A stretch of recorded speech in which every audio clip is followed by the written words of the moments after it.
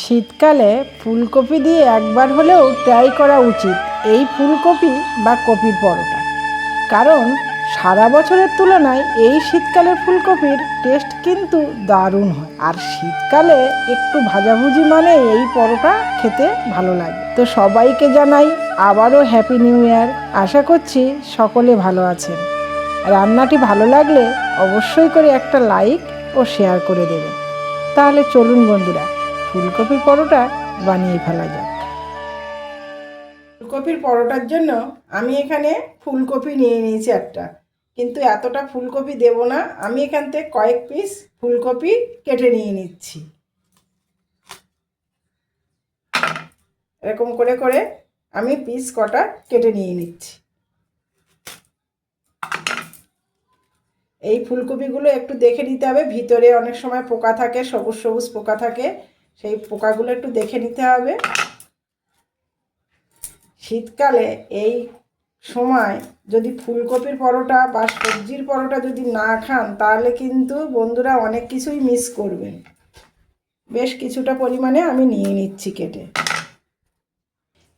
এর সাথে আমি ফুলকপির সাথে একটা গাজরও দিয়ে দিচ্ছি।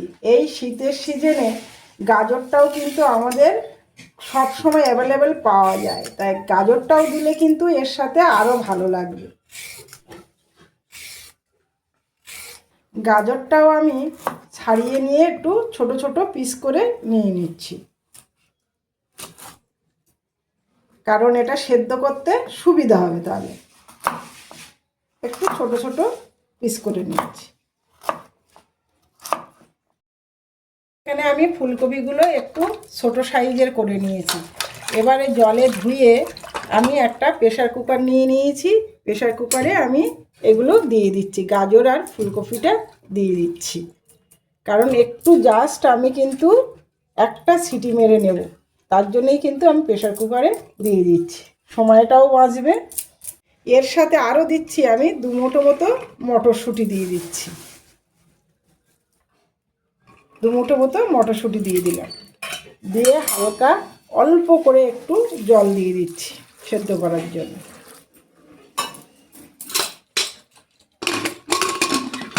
দুটো সিটি মেরে আমি নিয়ে আসছি।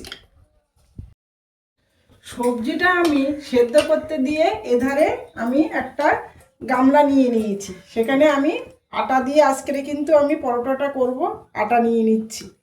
এখানে আমি 2 বাটি আটা নিচ্ছি। 2 বাটি আটা নিয়ে নিলাম। এবারে আমি আটার সাথে কিছুই না, সামান্য একটু লবণ দিয়ে আটার একটা ডো তৈরি করে নেব। ভালো করে লবণটা আগে মাখিয়ে নেব। আমরা যেমন রুটির ডো তৈরি করি ঠিক তেমনই একটা ডো তৈরি করে নেব। নর্মাল জল দিয়ে, অল্প অল্প জল দিয়ে আমি আটাটা মেখে নিচ্ছি। সকালবেলা বন্ধুরা এরকম যদি এই শীতকালের দিনে এরকম টিফিন তৈরি করে দেন, আমাদের কিন্তু অনেক সময়, বাচ্চাদের বলুন বড়দের বলুন, অনেক সময় পেটটা ভর্তি থাকবে। শীতের দিনেই এই শাকসবজিগুলোই বেশি কিন্তু পাওয়া যায়, বিশেষ করে ফুলকপি, মটরশুঁটি, গাজর। বেশি নরম ডো তৈরি করলে হবে না, কিন্তু শক্তও নয় আবার নরমও নয়, মিডিয়াম একটা ডো তৈরি করতে হবে। আমার এখানে আটার ডোটা কিন্তু মাখা হয়ে গেছে, আমি দেখিয়ে দিচ্ছি। দেখুন কতটা নরম করে মেখেছি আমি। একদম বিশাল নরম নয়, আবার খুব শক্তও নয়। ও সাইডে দেখুন আমার সিটি মারার সময় হয়ে গেছে, একটা সিটি মারবো বলেছি। আমি আজকে যখন হেলদি ফুড তৈরি করছি, সেহেতু আমি আটা দিয়েই কিন্তু ওই জন্য করছি। আপনারা চাইলে ময়দা দিয়েও করতে পারেন। সকালে কোনো হেলদি ফুড চাইছেন, তাহলে কিন্তু এটাই বানিয়ে নিতে পারেন। এবারে আমি কিছুক্ষণ রেস্টে রেখে দিচ্ছি। ফুলকপি, মটরশুঁটি, গাজর সব আমি কিন্তু একটা সিটি মেরে ভাপিয়ে নিয়েছি জাস্ট। এবারে আমি এই সেদ্ধগুলো একটু কড়াইতে নাড়াচাড়া করে নেব। একটা ডো, এটাও একটা ডোয়ের মতো তৈরি করব। কড়াই গরম হয়ে গেছে, অল্প করে একটু সরষের তেল দিলাম আমি। হাফ চামচ পরিমাণে গোটা জিরে দিলাম। জিরেটা হালকা বাদামি কালারের চলে আসলে তখন আমি এই সবজিটা দিয়ে দিচ্ছি।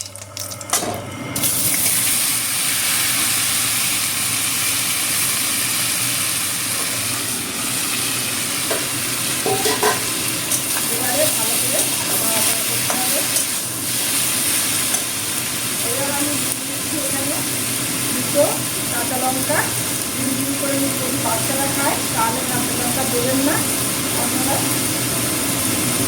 আমাদের বাড়ির বাচ্চা নিয়ে করেই আমি কাঁচা লঙ্কাটা দিলাম, এরকম ছোটো ছোটো করে ছেড়ে থেকে। এবারে দিয়ে দিচ্ছি পরিমাণ মতো লবণ, স্বাদ অনুযায়ী।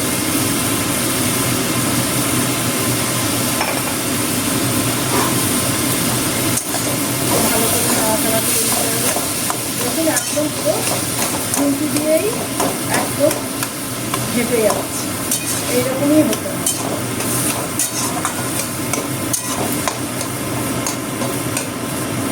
এবারে দিয়ে দিচ্ছি সামান্য পরিমাণে হাফ চামচেরও কম হলুদের গুঁড়ো, আর একটু সামান্য হাফ চামচেরও কম কাশ্মীরি লঙ্কা, ভালো কালার হবে।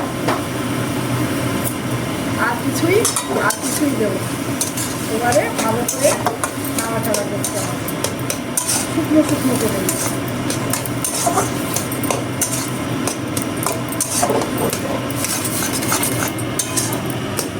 এই ডোটা যতটাই নরম তৈরি করবেন ততটাই কিন্তু আমাদের পুরটা খুব ভালো হবে, কারণ যদি শক্ত শক্ত থেকে যায় তাহলে কিন্তু পরোটাটা জ্বালা যাবে, ফেটে যাওয়ার সম্ভাবনা থাকে। এই জলটা দেখুন একটু কেমন রস রস আছে, এই রসটা পুরো একদম নেড়ে দিতে হবে, শুকনো শুকনো করে দিতে হবে। এখানে আরও কিছু জিনিস পড়বে যাতে টেস্টটা আরও ভালো লাগবে। দেখতে থাকুন পুরো ভিডিওটা আমি কীভাবে পুরটা রেডি করছি।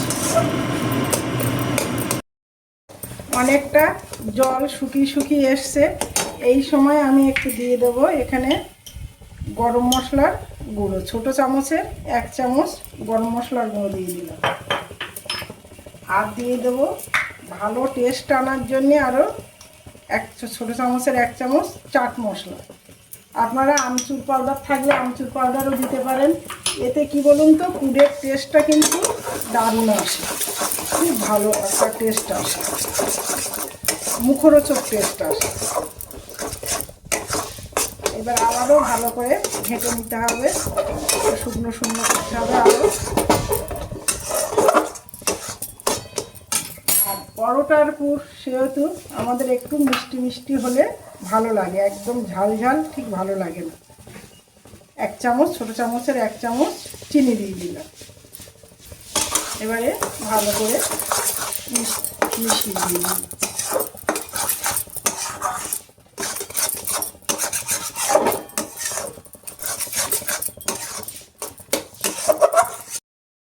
পুরটা ভালো বাইন্ডিং আনার জন্য আমি এখানে 2 চামচ ছাতু দিয়ে দিচ্ছি। ভালো বাইন্ডিং আসবে ছাতুটা দিলে, আর টেস্টটাও কিন্তু অন্য রকমের চলে আসবে। এই জল জল ভাবটা সেটা দেখুন তাড়াতাড়ি কত সুন্দর একটা টাইট দইয়ে চলে আসবে। দেখুন প্রত্যেকটা জিনিসের একটা আলাদা আলাদা টেস্ট অবশ্যই আছে। এবারে নামানোর আগে আমি 1 মুঠো শীতের দিন ধনেপাতা দিলে এর টেস্টটা সুন্দর আসবে। কারণ শীতের দিনে দেখুন ধনেপাতা আমাদের প্রচুর পাওয়া যায়, আর এই ধনেপাতার কিন্তু আমাদের প্রচুর উপকারও বটে।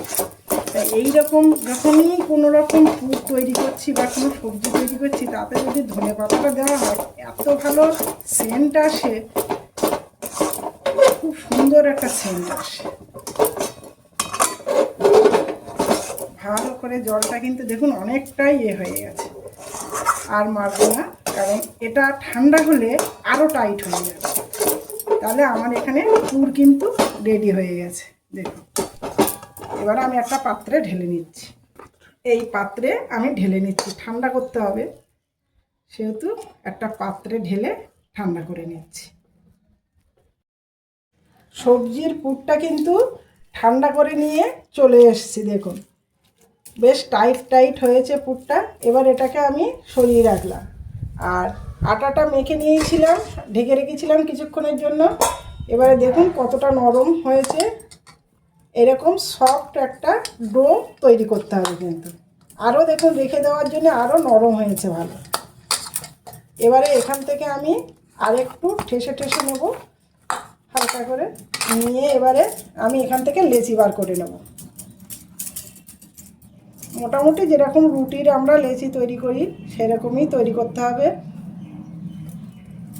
আপনারা আপনাদের মতো করে তৈরি করবেন, কারণ কেউ বড় পছন্দ করে, কেউ ছোট পছন্দ করে। যার যেরকম পছন্দ সে সেরকমভাবে তৈরি করবে।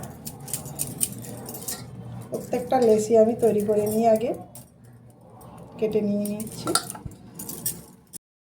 এগুলো হাতের মধ্যে নিয়ে আগে গোল করে নিয়ে নিচ্ছি। নিয়ে এবারে আমি এরকম একটা বাটির শেপ দিয়ে নেব।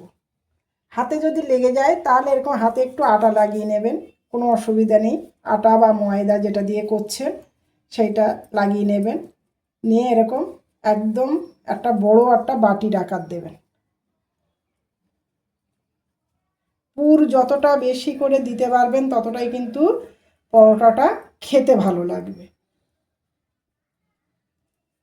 এরকম বড় একটা বাটির শেপ দিয়ে নিয়েছি। এবারে আপনারা আপনাদের মনের মতো করে পুর দিয়ে নেন। বেশ বেশি করে আমি পুরটা দিয়ে নিলাম। ভালো করে চেপে চেপে দিয়ে দেবেন এরকম করে। দিয়ে এবারে এরকম করে মাথাটাকে মুড়িয়ে নেবেন। প্রথমে আগে চারিদিক দিয়ে মুড়ে দেন, দিয়ে তারপরে এরকম করে মুড়ে দেন। আমরা এই কাজগুলো আমরা প্রত্যেকটা মেয়েরা ভালোই জানি। আমার থেকে আপনারা হয়তো বেশি ভালো জানেন অবশ্যই। এবারে মাথাটাকে এভাবে মুড়ে দেন, দিয়ে আবারও হাতের সাহায্যে এরকম করে ভালো করে গোল করে নেন, নিয়ে হালকা করে এরকম চেপে দিয়ে নেন। এবারে অল্প করে আটা ছড়িয়ে দিচ্ছি আমি স্ল্যাবের ওপরে। তেল দিয়ে বেলবেন না, এরকম একটু আটা ছড়িয়ে নেবেন। নিয়ে এরকম করে আগে আস্তে আস্তে একটু চারিদিকে খেলিয়ে দিতে হবে। আমি আটাটা কেন নরম করে মেখেছি দেখেছেন তো, এইটাই হচ্ছে সুবিধা। এবারে আমি একটা বেলনের সাহায্যে হালকা করে এরকম হালকা করে চাপ দেবেন, বেশি জোরে চাপ দেবেন না।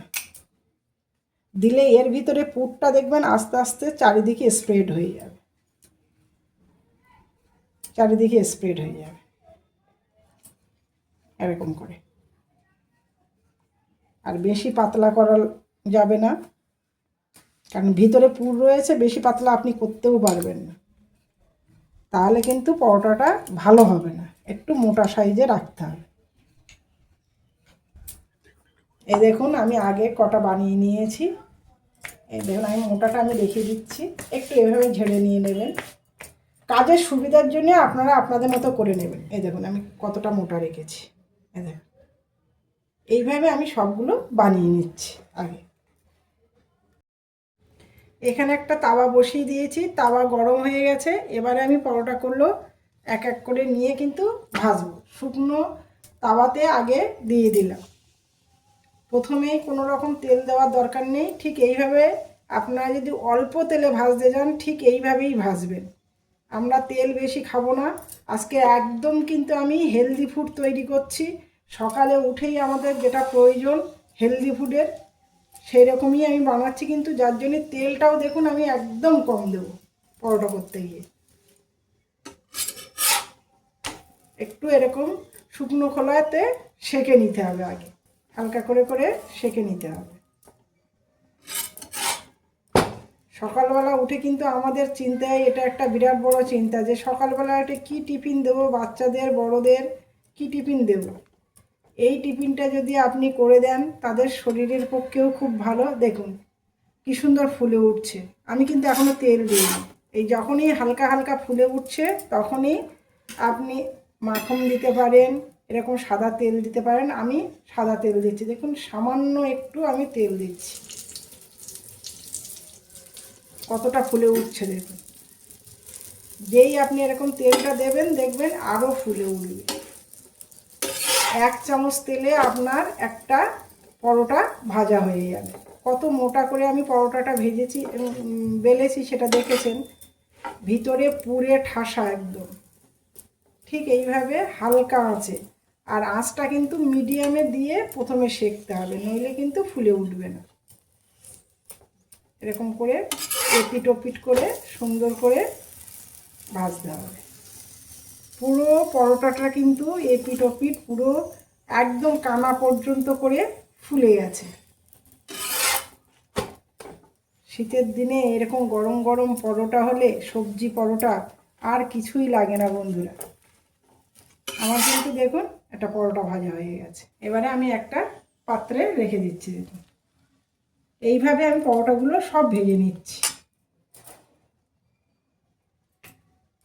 আর একটা দিয়ে দিলাম। আর শুকনো খোলায় বন্ধুরা, বারবার বলছি শুকনো খোলায় দেবেন, তেল বেশি লাগবে না, খুব কম তেলে আপনার পরোটা ভাজা হয়ে যাবে। তো বন্ধুরা এইভাবে কিন্তু অবশ্যই বাড়িতে ট্রাই করবেন। শীতের সিজনে এই পরোটা যদি না করে খান তাহলে কিন্তু অনেকটাই মিস করবেন। অবশ্যই এইভাবে ট্রাই করে দেখবেন, ভালো লাগবে। আর আমার চ্যানেলটি এখনও যদি আপনারা সাবস্ক্রাইব না করে থাকেন, অবশ্যই আপনাদের কাছে অনুরোধ রইল আমার চ্যানেলটিকে সাবস্ক্রাইব করার জন্য। আর ভালো লাগলে ভিডিওটা অবশ্যই একটা লাইক দেবেন বন্ধুরা, লাইক দিয়ে পাশে থাকবেন আমার। পুরো পরোটাগুলো বন্ধুরা আমি এইভাবে ভেজে নিচ্ছি দেখুন। তারপরে পরোটাগুলো ভেজে নিয়ে আমি আবার ফেরত আসছি।